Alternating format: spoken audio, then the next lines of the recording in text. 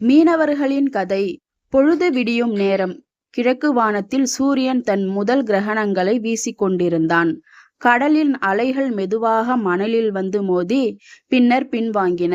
அந்த சிறிய கிராமத்தில் மீனவர்கள் தினமும் இப்படித்தான் தங்கள் நாளை தொடங்குவார்கள். ராமுவும் அவரது நண்பர்களும் கடற்கரையில் தங்கள் படகுகளை தயார்படுத்தி கொண்டிருந்தனர். படகுகளில் வலையும் சில உணவுப் பொருட்களும் இருந்தது. இன்று நல்ல மீன் கிடைக்கும் என்று ராமு நம்பிக்கையோடு சொன்னார். அவரது தந்தையும் தாத்தாவும் மீன்பிடி தொழிலையே செய்து வந்தார்கள். கடல் அவர்களுக்கு வயிற்று பிழப்பை தந்தது. ஆனால் அது எப்பொழுதும் அன்பாக இருப்பதில்லை. படகுகள் கடலில் சென்றன. சூரியன் உச்சிக்கு வந்துவிட்டான். வெயில் அதிகரித்தது.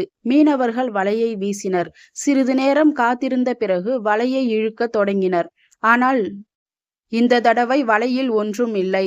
இன்று கடல் கொடுமை செய்கின்றது என்று முத்து சொன்னார்.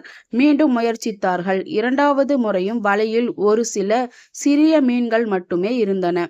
மாலை நேரத்தில் கடல் அலைகள் பலமாக அடித்தன.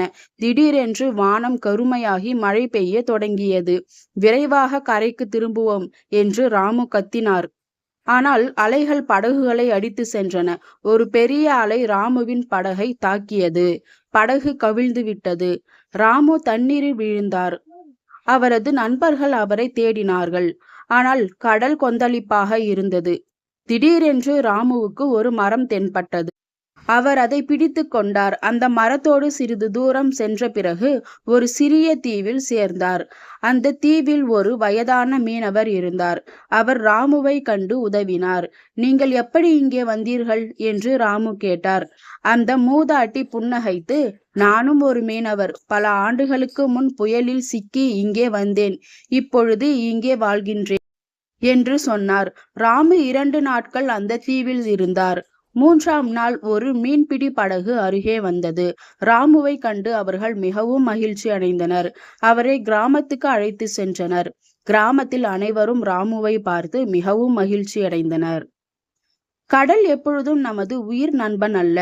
அது சில நேரங்களில் கொடூரமாகவும் இருக்கும். ஆனால் நாம் எச்சரிக்கையாக இருந்தால் அதனுடன் வாழ முடியும் என்று ராமு சொன்னார். அன்று முதல் மீனவர்கள் வானிலை மற்றும் கடலின் நிலையை பற்றி மேலும் கவனமாக இருந்தனர். அவர்களின் அனுபவம் புதிய தலைமுறையினருக்கு ஒரு பாடமாக இருந்தது. கடல் அவர்களுக்கு வாழ்வளித்தது. ஆனால் அதன் சக்தியை எப்பொழுதும் மதிக்க வேண்டும் என்பதை அவர்கள் கற்றுக்கொண்டனர். இந்த கதை மீனவர்களின் வாழ்க்கையில் உள்ள சவால்களையும் கடலின் 2 முகங்களையும் காட்டுகின்றது. அவர்களின் தைரியமும் ஒத்துழைப்பும் தான் அவர்களை வாழ வைக்கின்றது. இதே போல சூப்பரான ஸ்டோரிஸ் கேட்கணுமா? அப்போ என்னோட சேனலை சப்ஸ்கிரைப் பண்ணிக்கோங்க. அடுத்த ஸ்டோரியில சந்திக்கலாம். பாய்.